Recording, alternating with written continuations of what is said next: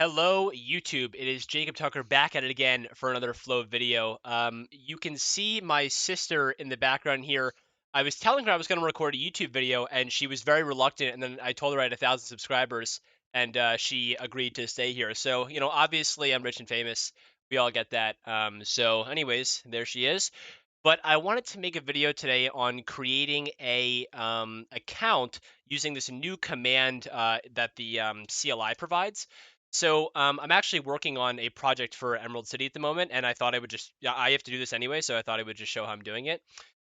So first of all, you obviously have to install the Flow CLI. Let me just look that up for all of you. So if you go to this link, this will be in the description here. This is step one to creating a testnet or mainnet account.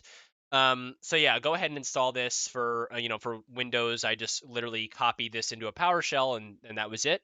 The only other step you have to do is in a terminal in some directory run flow init.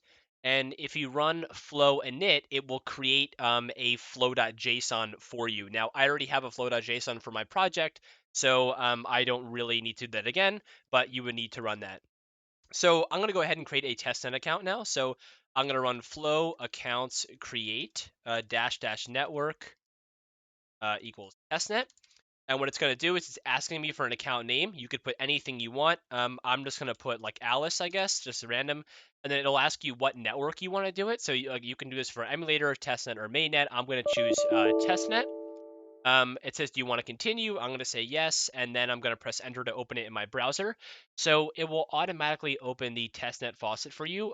Put in the public key that it generated, and all you have to do is click I am human, click on the hand watches to prove that you are indeed a human, and click create account. It's actually that easy.